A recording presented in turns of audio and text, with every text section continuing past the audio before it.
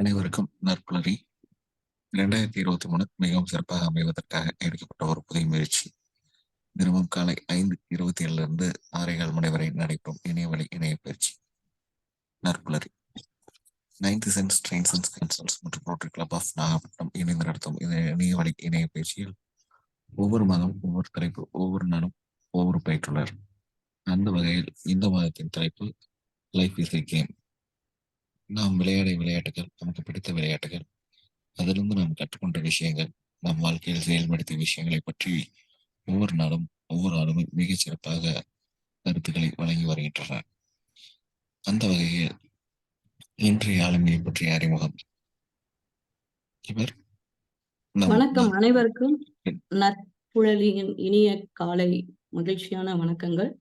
உங்களிடையே இன்று பேச போகும் நான் நாஸ் பாசினி, யோகா ஆசிரியை மற்றும் சமூக ஆர்வலர். தினமும் ஒரு விளையாட்டு என்கின்ற முறையில் இன்று நான் எடுத்திருக்கக்கூடிய விளையாட்டு கிட்டிப்புல். அதை பற்றிய எனக்கு தெரிந்த நான் பார்த்த அனுபவங்களோடு வாழ்க்கை அனுபவங்களையும் சேர்த்து சில மணித்துளிகள் உங்களிடம் நான் பகிர்ந்து கொள்ள விரும்புகின்றேன். வாய்ப்பளித்த நிறுவனர் அவர்களுக்கும் இங்கு வந்திருக்கக்கூடிய சான்றோர் பெருமக்கள் அனைவருக்கும் என் முதற்கண் வணக்கம். தொடர்ந்து நான் உரையாற்றலாம் ஐயா?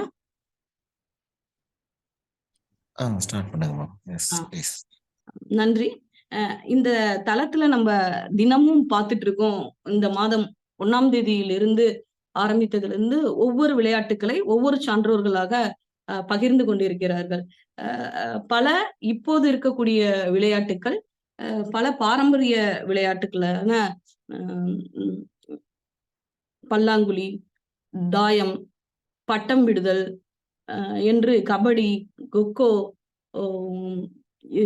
எருது பிடித்தல், அதாவது மாடை அடக்கக்கூடிய விளையாட்டுக்கள், சிலம்பாட்டம் என்று தொடர்ந்து சொல்லிக்கொண்டு அதில் இருக்கக்கூடிய காரணங்கள், அது நம் மனித இனங்களோட சமுதாயத்தோடு எப்படி தொடர்பாக இருக்கிறது என்று ஒவ்வொரு சான்றோர் பெருமக்களும் சொல்கின்ற போது இவ்வளவு அர்த்தங்கள் இருக்கின்றதா என்று தினமும் நாம் கவனித்து கொண்டே வருகின்றோம்.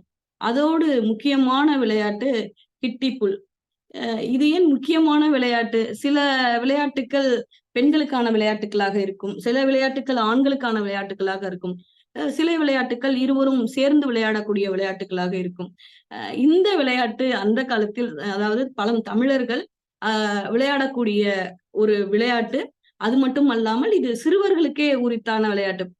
சில சில பாரம்பரிய விளையாட்டுகள் நம்ம வயதானால் கூட தொடர்ந்து நம் விளையாடக்கூடிய முறையில் இருக்கும். ஆனால் இது சிறு வயது, அதாவது ஒரு இளைய வயது வரக்கூடிய 13 வயது வரக்கூடிய வரைக்கும் விளையாடக்கூடிய ஒரு விளையாட்டு. இது இது நம்ம 18s 70s அந்த அந்த 90s இந்த தலைமுறைக்கெல்லாம் மிகவும் ஒரு பிடித்த விளையாட்டாக இருக்கும். இந்த பெயரை சொன்ன உடனேயே ஆண்கள், அதாவது சிறுவர்களாக இருந்தவர்கள், ஆண்களாக இருந்தவர்கள் அசை போட்டு பார்க்கக்கூடிய ஒரு மலரும் நினைவு. இந்த விளையாட்டு விளையாடுறப்ப பாத்தீங்கன்னா தெருவுல போறவங்க எல்லாம் கொஞ்சம் பயப்படுவாங்க, பெரியவங்க எல்லாம் ஐயோ அப்படின்னு. அந்த மாதிரி இருக்கக்கூடிய ஒரு விளையாட்டு. ஏன்னு பாத்தீங்கன்னா அதில் பயன்படுத்தக்கூடிய கருவிகள் அப்படிங்கிறது கூட சொல்லலாம், ஆயுதம் அந்த மாதிரி கூட நம்ம எடுத்துக்கலாம், விளையாட்டு பொருள். அது அப்படிப்பட்டதாக இருக்கும். இதை கொஞ்சம் நமது வரலாற்றோடு இணைத்து பார்க்கக்கூடிய நிலையில இது தமிழ்நாட்டுல தமிழர்களுடைய பாரம்பரிய விளையாட்டா இருந்துச்சு. இது இங்க மட்டும்தானா, தமிழ்நாட்டுல மட்டும்தானா அப்படின்னு கேட்டீங்கன்னா இந்தியா முழுமைக்கும் பரவி இருந்தது. அதாவது ஒவ்வொரு ஊர்ல இதுக்கு ஒவ்வொரு பேர், கில்லி, தட்டி அப்படின்னு ஒவ்வொரு மொழியிலையும் கூப்பிட்டாங்க. பங்களாதேஷ்க்கு போனா இது ஒரு வேறொரு பெயர்ல இருந்தது, கனடாக்கு போனா அது ஒரு பேர்ல இருந்தது, கர்நாடகாவுக்கு போனா அது ஒரு பேர்ல இருந்தது, அப்புறம் மகாராஷ்டிரா, தெலுங்கானா, கேரளா அப்படின்னு இந்தியாவின் எல்லா இடங்கள்லயும் இந்த விளையாட்டுகள் பின்னால தொடர்ந்து விளையாடி கொண்டே இருந்தாங்க. அப்ப இந்தியால மட்டும்தானா, இந்தியாவை கலந்த பாகிஸ்தான், இங்கிட்டு கீழே வந்தோம்னா இலங்கையில இருந்தது. அது மட்டும் இல்ல, அப்ப அண்டை நாடுகள்ல மட்டும்தானா இருந்துச்சுன்னா, இத்தாலிய பொறுத்தளவு அந்த அந்த ஆவணங்கள்ல பாக்குறப்ப இது மாதிரியான ஒரு விளையாட்டை அங்கேயும் விளையாண்டுருக்காங்க. பிறப்பிடம் நம்ம கிட்ட இருந்தா கூட இந்தியா முழுமைக்கும் தாண்டி அண்டை நாடுகள்லையும், அது மட்டும் இல்லாம உலக நாடுகள்லையும் இது வேற வேற பேர்லையும் சிறு சிறு மாற்றங்கள் இந்த விளையாட்டோடு ஒட்டி இருக்கக்கூடிய மாற்றங்களா இருந்துச்சு. அப்ப இந்த விளையாட்டு சரி, ஒவ்வொரு விளையாட்டுக்கும் பேருக்கும் ஒரு அர்த்தம் இருக்கும். அப்படி பார்க்கையில இந்த பேருக்கு என்ன அர்த்தம்னு நம்ம எடுத்து பார்க்கிறப்ப, சீவக சிந்தாமணியில வந்து 3 இசைக்கருவிகள் அவங்க வந்து குடுக்குறாங்க. புல்லும், யாழும், குழல் அப்படின்னு சொல்லிட்டு ஆரம்பிக்குது. அப்ப புல் என்றால் என்ன? அந்த அப்புறம் கிட்டி புல் அப்படின்னு சொல்றோம் இல்லையா? புல் என்றால் என்னன்னு பார்த்தீங்கன்னா, அ பக்கவாட்டுல துளையிடப்பட்ட அப்படின்னு அர்த்தம். அப்ப புல்லுன்னா துளையிடுதல் அப்படின்னு அர்த்தம். அப்ப கிட்டின்னா கோல். இறுக்கமான ஒரு கோல குறிக்கிறதா கிட்டி. அத அதுதான் பின்னால கிட்டி புல்லுங்கிறது வந்து சிறிய அளவிலான ஒரு கட்டை. ஆ கோல்ங்கிறது வந்து கிட்டி கோல்ங்கிறது பெரிய அளவிலான ஒரு குச்சி. அப்ப இந்த ஆட்டத்திற்கு தேவையான 2 பொருள் என்னன்னா, கிட்டி புல்லும், கிட்டி கோலும். அதாவது கிட்டி புல்ங்கிறது சுமார் 3 விரல் அந்த அளவுக்கு மொத்தமா இருக்கும். 20 சென்டிமீட்டர் வந்து நீளமா இருக்கும். சைடுல 2 பக்கமும் வந்து ஷார்ப்பா கூர்மையான இதுவா சீவி இருப்பாங்க. கிட்டி கோல்ங்கிறது ஒரு விரல் வந்து 1 அல்லது 2 விரல். அந்த அவங்கவங்க பிடித்து ஆடக்கூடிய கையை பிடிக்கக்கூடிய அளவிற்கான ஒரு மொத்தமும் 50 சென்டிமீட்டர் நீளமும். அதாவது ஒரு முழம் கணக்குக்கு அவங்க வந்து அத செஞ்சிருப்பாங்க. நான் முன்னாடி சொன்னேன் இல்லையா? இது வந்து ஒரு ஆபத்தான விளையாட்டுன்னு சொல்லி. அந்த 2 பக்கமும் கூர்மையா இருக்கிறப்ப, இத அடிக்கிறப்ப பறந்து போகும். பெரியவங்க இவங்கலாம் வந்தாங்கன்னா, கண்ணுலயே இல்ல முகத்துல எங்கேயாவது அடிபடும். அந்த பய உணர்வோடு தான் இந்த விளையாட்டை விளையாண்டு கொண்டு இருக்கக்கூடிய நேரத்துல, வயதில் மூத்தவர்கள் அந்த இடத்த விட்டு போறப்ப ஒரு பய உணர்வோட தான் போவாங்க. ஆனா இத விளையாடக்கூடிய இளைஞர்களுக்கு வந்து எந்த பயமுமே இருக்காது. அந்த அந்த கூர்மையான ஆயுதம் போன்ற இது தன்னை நோக்கி வரும். பயப்படாம இருப்பாங்க. அத எவ்வளவு இலகுவாக கையாள முடியுமோ, அவ்வளவு இலகுவாக அவங்க கையாளுவாங்க. இந்த ஆட்டத்துல வந்து 2 வகையா சொல்லுவாங்க. ஒண்ணு புலியாட்டம், இன்னொன்னு அ அடிகோல் ஆட்டம்னு சொல்லிட்டு. புலியாட்டம்ங்கிறது தான் இப்ப முக்கியம். இத வந்து எதோட நம்ம வந்து ஒப்பிடலாம்னா, இன்று விளையாடக்கூடிய கிரிக்கெட்டுக்கு நெறைய விடயங்கள்ல 2மே ஒற்றுமை இருக்கும். கிரிக்கெட்டுக்கும் இந்த கிட்டி புல்லுக்கும் நெறைய ஒத்துமை இருக்கும். அ அது மாரி இது வந்து ஆடக்கூடிய இடம் வந்து முடிந்தவரை அந்த காலத்துல எல்லாம் அ வீடு வந்து சின்னதா இருக்கும். சுத்தி நிலப்பரப்புகள் இருக்கும். வீட்டு வாசல்லயா இருக்கட்டும். அப்படி விளையாண்டாங்க. அதுக்கப்புறம் 80ஸ், 90ஸ்லாம் இதுக்குன்னு இருக்கக்கூடிய திறந்த வெளி வீட்டுக்கு அருகே இருக்கக்கூடிய திறந்த வெளி மைதானத்துல விளையாண்டாங்க. இன்றைய காலகட்டத்துல விளையாடணும்னா, இதுக்குன்னு இருக்கக்கூடிய கிரவுண்ட்ல போயி அப்படிதான் விளையாட முடியும். அக்கம் பக்கம் வீடுகள்லாம் நிறைய கண்ணாடிகள் இருக்கும். ஆ அது இல்லாம இடம் நெருக்கடியா இருக்கு. அதனால இந்த காலகட்டத்துல வீட்டு வாசல்ல வாழக்கூடிய விளையாடக்கூடிய வாய்ப்புகள் இல்லை. இது ஏன் நான் வந்து அ இதோட விளையாட்டோடைய கிரவுண்ட் வந்து எப்படி இருக்கும்னா, அ நடுவுல வந்து ஒரு சிறிய குழி போட்டிருப்பாங்க. அத சுத்தி அந்த சின்ன கிட்டி புல் இருக்கு இல்லையா? அத வச்சு ஒரு வட்டம் போடுவாங்க. அப்புறம் அடிகோல் வச்சு 2வது ஒரு வட்டம் போட்டிருப்பாங்க. ஆ இதுதான் அந்த விளையாட்டுக்கான ஒரு இடம், தளம். அந்த குழியில இந்த கிட்டி புல்ல வச்சிருவாங்க. சிறிய கோல வச்சிருவாங்க. அடிகோலால வந்து நெம்பி விடுவாங்க. இது விளையாடக்கூடிய முறை. இத ஏன் நான் கிரிக்கெட்டோட சொல்றேன்னா, கிரிக்கெட்ல எப்படி வந்து விக்கெட்ன்னு சொல்லுவாங்க இல்லையா? ஸ்டெம்ப் வச்சிருப்பாங்க 2 பக்கமும். அது மாரி தான் இந்த குழிங்கிறது. இது ஒரே ஒரு ஸ்டெம்ப் மட்டும் இருக்குன்னு வச்சுக்கோங்களேன். அந்த குழிங்கிறது ஸ்டெம்ப். கிட்டி புல்லுங்கிறது பால். அந்த அடிக்கோல்ங்கிறது வந்து பேட். இதுதான் கிரிக்கெட்க்கும் இதுக்கும் உள்ள ஒரு ஒத்துமை. கிரிக்கெட்ல எப்படி வந்து கேட்ச் பிடிக்கிறோமோ, அதே போல இதுலயும் கேட்ச் இருக்கு. அ ர ரன்ஸ் கணக்கும் இருக்கு. அது எப்படின்னு சொல்றேன் பாருங்களேன். இது வந்து 2 நபர்கள் அல்லது 4 நபர்கள், 5 நபர்கள், 6 நபர்கள் என்று தனி மனித விளையாட்டாவும் விளையாடலாம். அல்லது இரு குழுக்களாக பிரிஞ்சு விளையாடலாம். இதெல்லாம் நான் வந்து எங்கள் அண்ணன் தம்பிலாம் விளையாடுறப்ப நான் பார்த்திருக்கேன் இந்த விளையாட்ட. இன்னும் 5 நிமிடம் மட்டும் இந்த விளையாட்டை பத்தி சொல்லிவிட்டு, வாழ்க்கையோடு இது எப்படி இருக்குங்கிறத நான் சொல்லியிருக்கேன். அப்ப இந்த தனி மனிதர்கள், சிறுவர்கள் விளையாடுறப்ப, அவங்க வந்து ஒரு ஒரு பையன கீழ குனிய வச்சுட்டு, அவனோட முதுகுல நம்பர் 1, 2, 3ன்னு காட்டுவாங்க.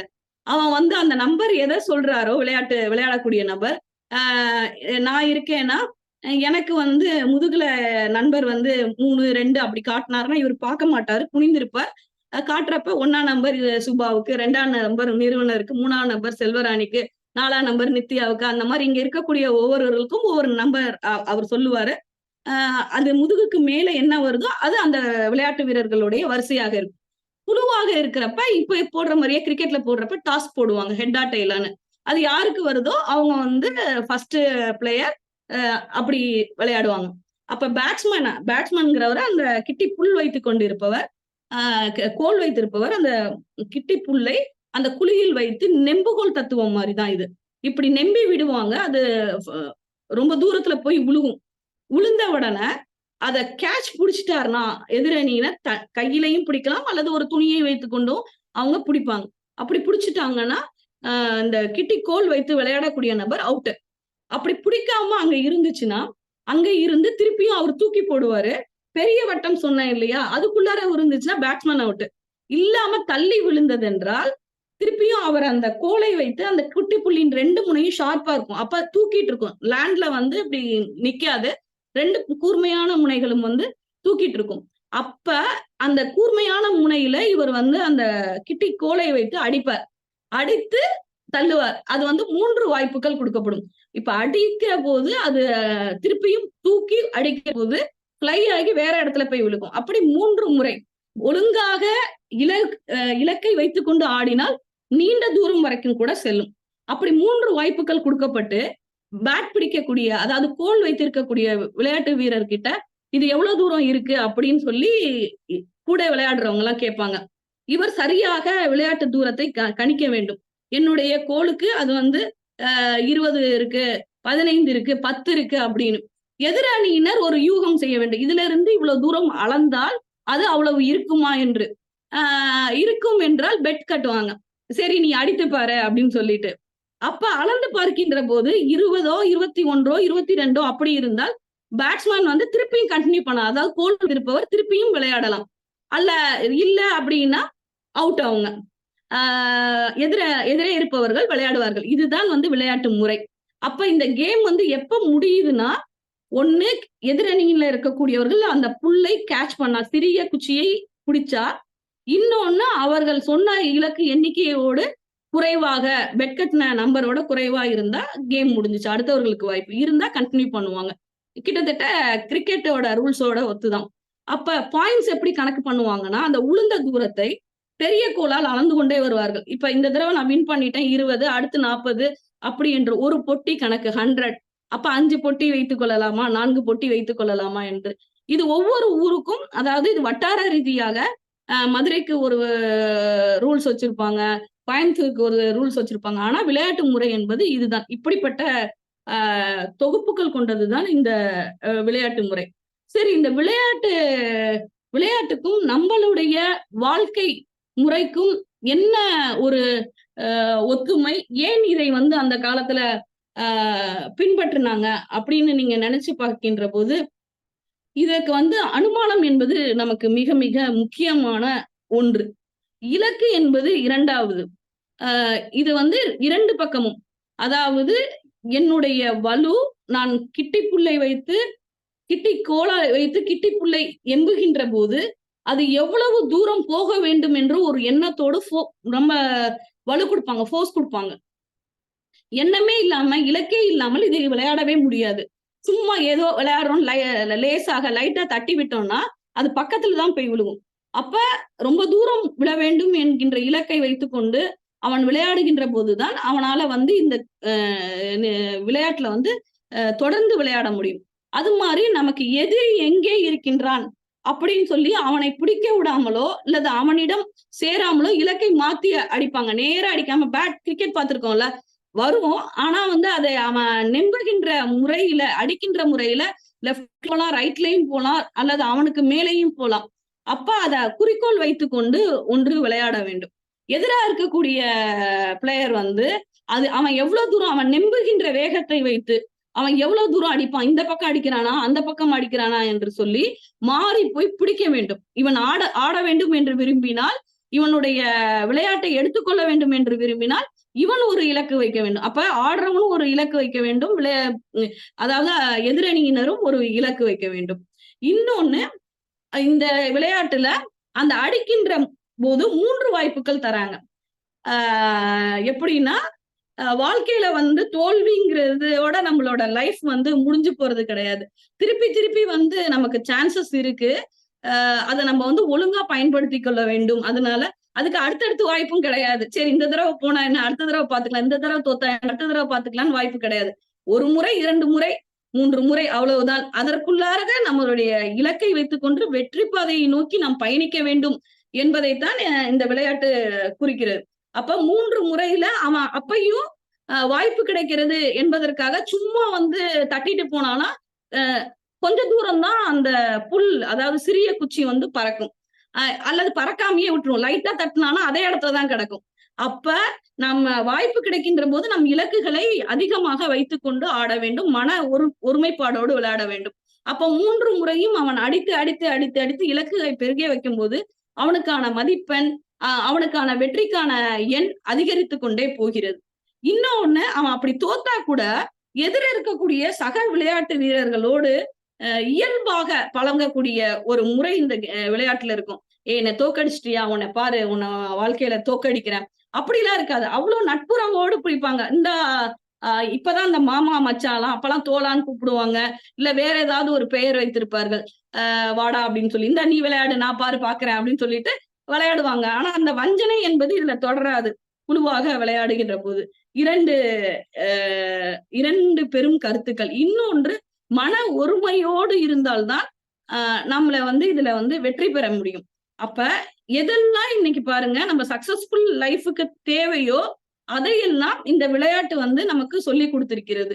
மன உறுதி வருது, உடல் வன்மை வருது. இப்ப நன்றாக உழைக்கிறவங்க எல்லாம் பாருங்களேன், கை மசில்ஸ், பாடி இதெல்லாமே நல்லா வந்து பில்ட் ஆயிருக்கும். இது விளையாடுகின்ற முறை குனிந்துதான் முதுகை நன்றாக வளைத்து சூரிய நமஸ்காரத்துல வந்து நம்ம பாதத்தை தொடுவாங்க இல்லையா, அந்த பொசிஷன்ல நின்னுதான் அவங்க வந்து விளையாட முடியும், அடிக்க முடியும் குழியில இருந்து. இன்னொன்னு, கையை வந்து சேர்த்து கொண்டு நெம்புவார்கள். அப்ப வந்து தோல் வந்து வலிமை பெறும்.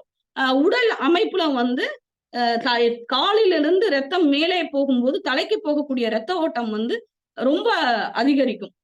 அப்ப பிரெயின் செல்ஸ் எல்லாம் வந்து ரொம்ப நல்லா வேலை செய்யும். எங்கெல்லாம் ரத்த ஓட்டம் சீராக பாய்கிறதோ அந்த உறுப்புகள் எல்லாம் வந்து நன்றாக வேலை செய்யுங்கிறது தான் நம்ம இயற்கையோட நியதி. நம்ம பாருங்க, ஒண்ணு போதும் ரெங்கநாதர் மாதிரி படுத்திருப்போம். இப்ப இந்த புலலி காலையில வந்து இப்ப எழுப்பி விட்டனால நம்ம எல்லாம் ஃப்ரெஷ் ஆயிட்டு இந்த அதிகாலை சூரிய ஒளியை பார்க்கக்கூடிய புண்ணியவான்களாக இங்க இருக்கக்கூடியவர்கள் எல்லாம் இருக்கின்றோம். அப்ப இந்த குழுவுக்கு தான் நம்ம வந்து நன்றி சொல்லணும். இப்படிப்பட்ட அமைப்புகள்லாம் இல்லைன்னா நம்ம நேரம் என்ன பண்ணிருப்போம், இயர்லி மார்னிங்காக வெயிட் பண்ணிக்கிட்டே இருந்திருப்போம். Early morning means 8 o'clock. நம்ம எல்லாம் இப்ப மிட் நைட்ல, இன்னைக்கு 2K கிட்ஸ பொறுத்தளவு மிட் நைட்ல நம்ம எல்லாம் கண்ணு முழிச்சிட்டு இருக்கோம். அப்ப இந்த மாதிரி இயற்கையோடு அவங்க இருந்தாங்க. பிளட் சர்க்கிள்ஸ் எல்லாம் நல்லா ரத்த ஓட்டம் இருந்தனால ஒரு பர்டிகுலர் இதுக்கு மேல படுக்க சொன்னா கூட மூளைக்கு சீராக ரத்தம் போகின்ற போது உடல் சோர்வுங்கிறது வராது. நீங்க என்ன மணிக்கு நினைக்கிறீங்களோ அத்தனை மணிக்கு பாடி கிளாக் வந்து உங்களை எழுப்பி விடும். நீங்க அலாம்லாம் இன்னைக்கு மாதிரி எல்லாம் வைக்கவே தேவையில்ல. ஒரு 4 நாள் 5 நாள் அல்லது ஒரு 20 நாள் நீங்க எந்திரிச்சு பழகிருங்க. அந்த நேரம் வந்தோடனேயே வந்து நமக்கு கண் விழிப்பு வந்து விடும். இயற்கை கடன் எல்லாம் வந்து ஆட்டோமேட்டிக்கா நம்ம வந்து 4:30 மணிக்கே முடிச்சிருவோம். அப்ப இந்த விளையாட்டை பொறுத்தளவு உடல் முன்னிலையை நோக்கி சாய்கின்ற போது தானாக தலைக்கு வந்து ரத்த ஓட்டம் சீராக பாய்கின்ற போது வாழ்வியல் ரீதியாக அவங்க வந்து ஒரு ஒழுக்கத்தோடு இருந்தாங்க. இன்னொன்னு வந்து இலக்குகள் இவங்க வைக்கிறாங்க இல்லையா, இவ்வளவு தூரம் போகணும் அவ்வளவு தூரம் போகணுங்கிறப்ப ஒரு மனமும் உடலும் ஒருநிலைப்பட்டு சீராக இருந்தது. அப்ப உடல் வலிமை மன வலிமை வந்துருச்சு. இன்னொன்னு வந்து ஒரு குறிக்கோள் வைத்து பழகிடுவாங்க. எதையும் முன்னையே அனுமானிக்கக்கூடிய தன்மை அவங்களுக்கு வந்துரும். அந்த அந்த கால பீப்புள்ஸ் எல்லாம் இன்னைக்கு லீடர்ஷிப்போட இருக்காங்க. இன்னைக்கு ஜெனரேஷனுக்கு நீங்க எல்லாம் வந்து நிறைய அறிவுரைகள் கூறுறீங்க. இவங்க வந்து இப்படிப்பட்டவங்க இப்படி இருப்பாங்க, இப்படி வேலை செய்தால் இப்படி இருக்கும்னு நம்மளால இன்னைக்கு வந்து 2K கிட்ஸ் வந்து கணினியோடு உதவியோடு ஒரு ஆப்போட உதவியோடு தீர்மானிக்கிறத இன்று ஒரு 70s 80s 90s கிட்ஸ் கிட்ட நீங்க சொன்னீங்கன்னா, இதுவாப்பா இப்படி நடந்தா இவ்வளவு பணம் வந்து இவ்வளவு வட்டி, அவங்க கால்குலேட்டர் எல்லாம் யூஸ் பண்ணவே மாட்டாங்க. ஒரு தொழில இவ்வளவு முதலீடு போட்டிருக்கியா, இவ்வளவு நாள்ல இப்படி வரும், இந்த பையனோட நடவடிக்கை இப்படி இருக்கா, இவன் இப்படிதான் இருப்பான் அப்படி என்று முன்கூட்டியே ஒரு தீர்மானிக்கக்கூடிய தன்மை வந்து இந்த மாதிரியான விளையாட்டுகளை விளையாடுகின்ற போது நமக்கு வந்துடும். ஏன்னா அவங்களுக்கு தெரியுது இந்த இந்த கோலுக்கும் இந்த குழிக்கும் இவ்வளவு தூரம் தான் இருக்கும்னு. இப்ப நம்ம என்ன பண்றோம், அளக்கிற டேப்பை வந்து யூஸ் பண்ணி அதுக்கப்புறம் தான் நம்ம இவ்வளவு டிஸ்டன்ஸ்னு கண்டுபிடிக்கிறோம். அன்னைக்கு காலத்து மக்கள்லாம் பாருங்களேன், ஒரு லேண்ட பார்ப்பாங்க, இதுவா 2 பிளாட் அளவு இருக்கும்பா, இதுவா இவ்வளவு அரை ஏக்கரா இருக்கும், 1 ஏக்கரா இருக்கும், 5 ஏக்கரா இருக்கும்னு அவங்களால கணித்து சொல்லக்கூடிய தன்மை இந்த மாதிரியான விளையாட்டுகள் வந்து அவங்களுக்கு தந்தது. அப்ப 3 விஷயங்கள் இப்ப பார்த்திருக்கோம். மன வலிமை பார்த்திருக்கோம், உடல் வலிமை பார்த்திருக்கோம், எண்ணத்தில் ஒருங்கிணைப்பு பார்த்திருக்கோம். அப்புறம் இதுல வெற்றியும் தோல்வியும் கலந்து எல்லா விளையாட்டுகள்லயும் அப்படிதான். வெற்றியும் தோல்வியும் கலந்து வருகின்ற போது அந்த ஸ்போர்ட்ஸ்மேன்ஷிப்னு சொல்லுவாங்க. வெற்றியோ தோல்வியோ எடுத்துக்குவாங்க. ஆனா விளையாட வேண்டும்ங்கிற ஒரு எண்ணம் மட்டும்தான் இருக்கும். எப்படியாவது நம்ம ஜெயிச்சிரணும் அப்படிங்கிற எண்ணத்தோடு விளையாடுவார்கள். இத்தகைய பாரம்பரிய விளையாட்டுக்களை எல்லாம் இன்றைய சமுதாயம் விளையாடாமல் தொலைத்துவிட்டு வெறும் கையடக்க தொலைபேசியில் இணையத்தில் முகம் தெரியாத நபர்களோடும் அப்புறம் அந்த கார்ட்டூன்களோடும் பப்ஜி போன்ற கேம் எல்லாம் பாருங்களேன், அது எப்படி சொல்லி கொடுத்துக்குது நமக்கு. அவனை கொல்லுனா கொல்லணும், அவ்வளவுதான். 10 பேர் ஓடி வந்துட்டே இருப்பான், இங்கிட்டு இருந்து போறவன் சுடுவான்.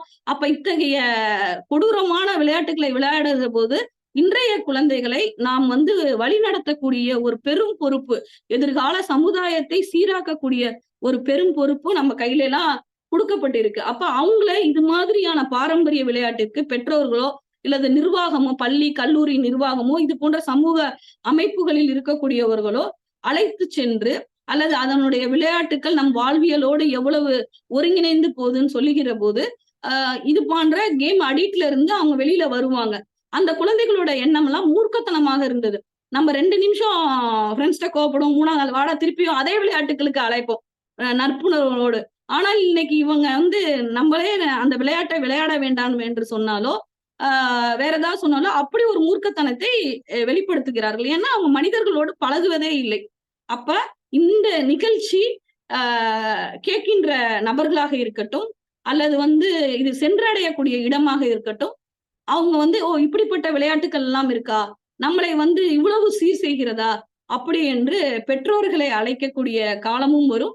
அல்லது அவர்கள் நண்பர்களோடு இணையத்தில் தேடி இது போன்ற தகவல்களை சேகரித்து அவர்களை மேன்மைப்படுத்திக் கொள்வார்கள்.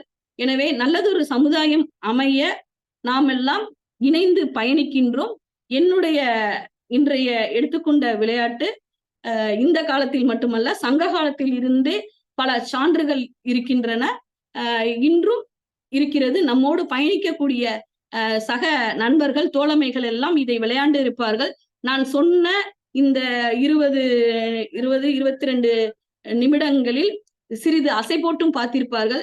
எத்தனை பேர் நண்பர்களிடமோ அல்லது அந்த கிள்ளி என்று சொல்லக்கூடிய அந்த குச்சிடமோ அடிபட்டார்களோ அது இன்று அவர்களுக்கு படிக்கட்டாக அமைந்திருக்கலாம். அல்லது நண்பர்களோடு பேசிய வார்த்தைகள் அதையெல்லாம் சிறிது உங்களுக்கு ஞாபகப்படுத்தி இருக்கலாம். அப்படிப்பட்ட செயலை நான் செய்திருந்தால் நான் இன்றைய தினம் மிகவும் மகிழ்ச்சியாக இருப்பேன். இல்லை என்றாலும் மிகவும் மகிழ்ச்சியாக இருப்பேன். ஏனென்றால் வாழ்க்கையில் என்றையுமே சந்தோஷமாக இருப்பது மட்டுமே நம் உடல் ஆரோக்கியத்திற்கும் நம்மை சார்ந்தவர்களுக்கும் நன்மையாக இருக்கும். இத்தகைய வாய்ப்பை கொடுத்த சான்றோர் பெருமக்களுக்கும் நிறுவனர் அவர்களுக்கும் இதுகார் வரை நான் பேசியதை சிறு பிள்ளை சபையில் ஏதோ பேசினாலும் கூட சான்றோர் பெருமக்கள் அமைதியாக இருந்து ரசிப்பார்கள். அத்தகைய செயல்களை செய்து கொண்டிருக்கக்கூடிய சான்றோர் பெருமக்களுக்கும் என மனம் கனிந்த நன்றியை தெரிவித்துக் கொள்கின்றேன். வாழ்க வளமுடன். நன்றி. நன்றி சுபாஷினி மேடம். ரொம்ப அருமையான ஒரு நிகழ்வை எங்களுக்கு மறுபடியும் ஞாபகப்படுத்தியதுக்கு. கெட்டிப்புல் அப்படின்னு சொல்லக்கூடிய இந்த விளையாட்டை கிராமத்துல வந்து பாத்தீங்கன்னா கில்லின்னு சொல்லுவாங்க. சோ இந்த விளையாட்டை நாங்கெல்லாம் விளையாடி இருக்கோம். நாங்க எங்க தம்பிங்க தங்கச்சி எல்லாம் சேர்ந்து சின்ன வயசுல அந்த கோல் செய்யறது எப்படி, அந்த கில்லி எப்படி செய்யறதுன்னு கூட எங்களுக்கு தெரியும். அந்த அளவுக்கு ஒரு அருமையான ஒரு விளையாட்டு. நல்ல நேரத்தில் நல்லதொரு விளையாட்டை ஞாபகப்படுத்தியதுக்கு ரொம்ப ரொம்ப நன்றி. ஃபீட்பேக் வாங்குறவங்க உங்க ஹேண்ட் ரைஸ் பண்ணுங்க. நாங்க வந்து 1 by 1 கூப்பிடுறோம்.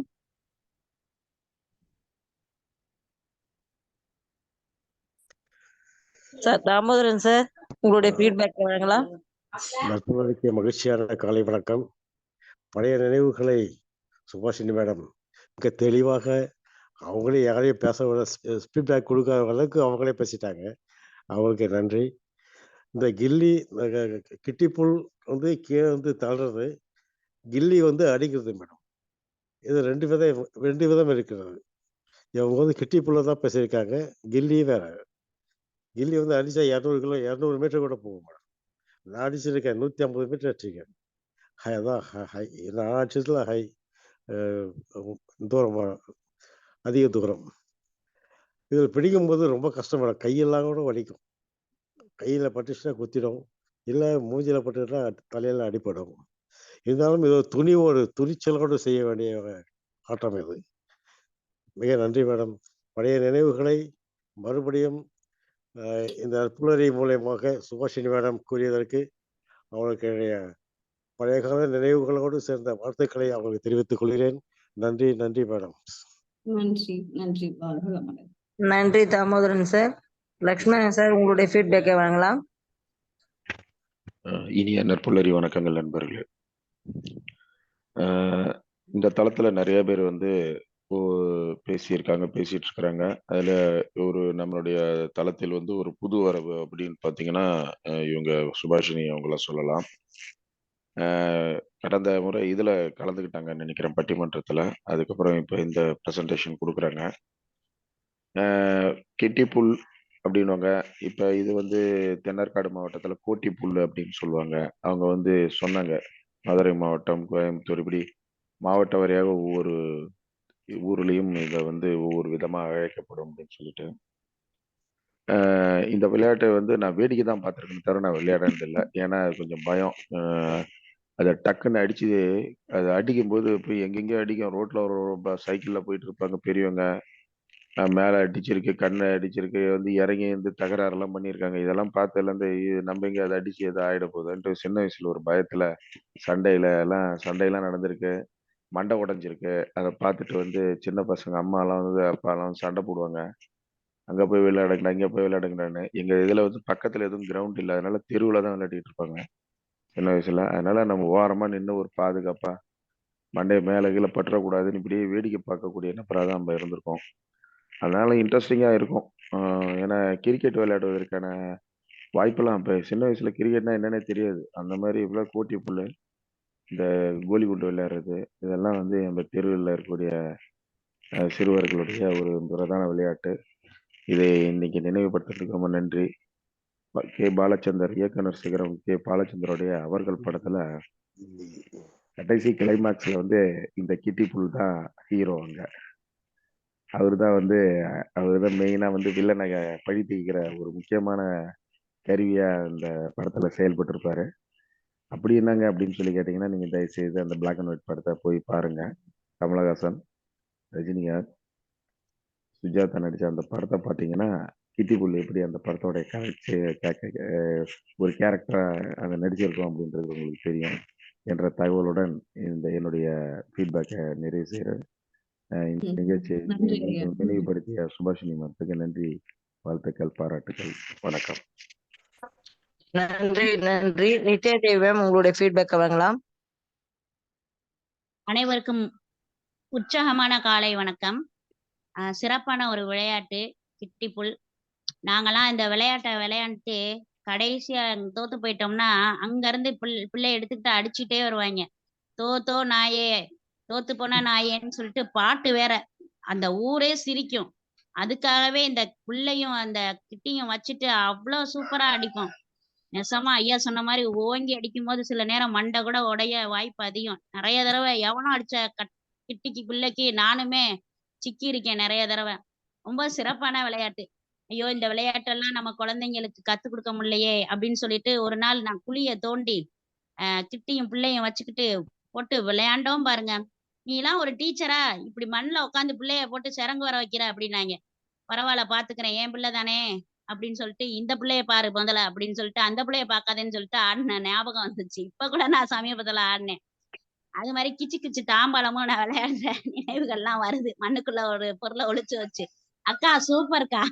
எப்பயும் போல உங்களுடைய வாழ்த்துக்கள் எனக்கு கிடைக்கும். அதே மாதிரி உங்களுடைய விஷயங்கள் இன்னைக்கு கிடைச்சிருக்கு. சிறப்பு. உங்களுடைய இன்முகத்தோட ஒரு சிறப்பான சமுதாய நோக்கோட இந்த வாழ்க்கையில தேவையான இந்த புல் விளையாட்டை புல்லு மேய்துன்னு நினைக்காதீங்க. நுனி புல்லாம் கிடையாது. நாங்க ஆழமான ஒரு புரிதலான ஒரு புல் தான் அப்படின்றத ஃபுல்லா அழகா டீட்டெயிலா சொல்லியிருக்கீங்க. மென்மேலும் வளர வேண்டும்.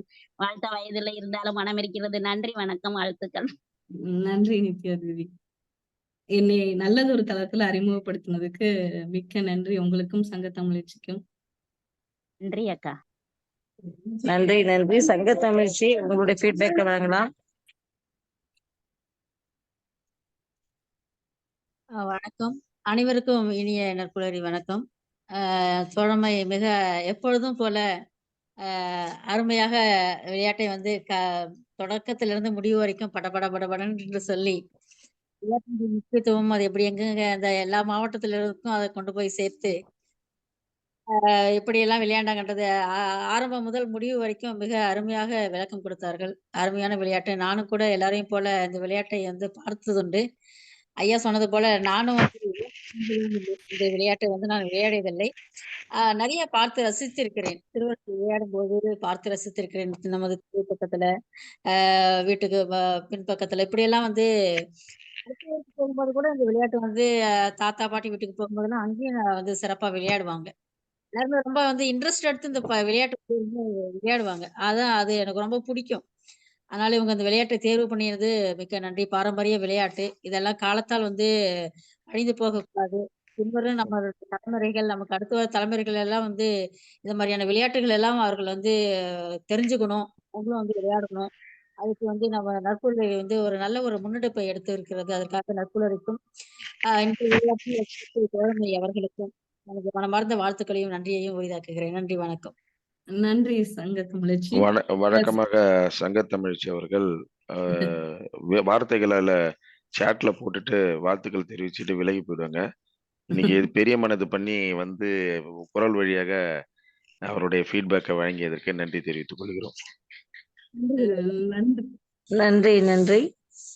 ரிச்வி அருணகிரி சார் உங்களுடைய ஃபீட்பேக்கை வழங்கலாம். குட் மார்னிங் நட்புலரி. Good morning madam. ஸோ சிறு வயதுல விளையாடின விளையாட்டை கண் முன்னாடி கொண்டு வந்ததுக்கு மிக்க நன்றி. ஸோ என்னுடைய பழைய நினைவுகளுக்கு சென்றோம். அதை வந்து வாழ்க்கையோட பொருத்தி பேசின விதம் ரொம்ப அருமை, ரொம்ப சிறப்பா இருந்தது. பாரம்பரிய விளையாட்டுகள் வந்து எப்படி இருந்தது, இன்னைக்கு மாடர்ன் விளையாட்டுல நம்ம பிள்ளைகளை எப்படி உருவாக்கிட்டு இருக்கோம், ரொம்ப அழகா சொன்னீங்க. நன்றி மேடம், வாய்ப்புக்கு நன்றி. நன்றி ஐயா. சரண்யா செந்தில் சார் உங்களுடைய ஃபீட்பேக்கை வழங்கலாம். Good morning நட்புலரி.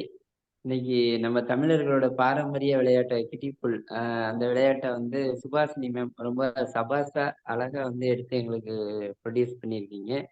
வாழ்த்துக்கள் மேம். நானும் ஒரு 30 வருஷத்துக்கு முன்னாடி விளையாண்டு 1 கிலோமீட்டருக்கு தூரம் கூட ஒரு குரூப் கில்லின்னு எங்க இதில் சொல்லுவோம் எங்க லாங்குவேஜ்ல.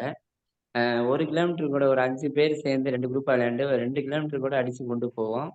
அது ஒரு ஹாபியோட வந்து ஒரு தொன்மையான நம்ம கலாச்சாரத்தை வந்து நல்லா ஒரு ரீச் பண்ணிக்கிட்டு இருந்த விளையாட்டு. அதை இன்னைக்கு திருப்பி வந்து ஒரு ஞாபகப்படுத்தியிருக்கீங்க. சுபாஷினி மேம் ரொம்ப அருமையான ஒரு சுருக்கமா சொல்லணும் அப்படின்னா வந்து விஜய்க்கு எப்படி ஒரு கில்லி நல்லா நேம் குடிச்சோ அதே மாதிரி இன்னைக்கு நட்புலரியில இன்னைக்கு இந்த கேம் நீங்க எடுத்து ஒரு கில்லி மாதிரி ஜொலிச்சிருக்கீங்க. வாழ்த்துக்கள் Subhashini ma'am. Thank you. Thank you very much. வாழ்க வளமுடன். எனக்கு இந்த தலைப்பை நான் எடுத்த தலைப்பு வேற.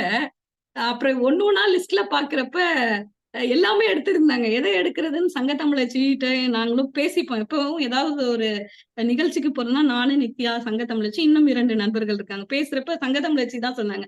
ஆக்சுவலி இந்த டேட் வந்து வேறொருத்துக்கு உரியது.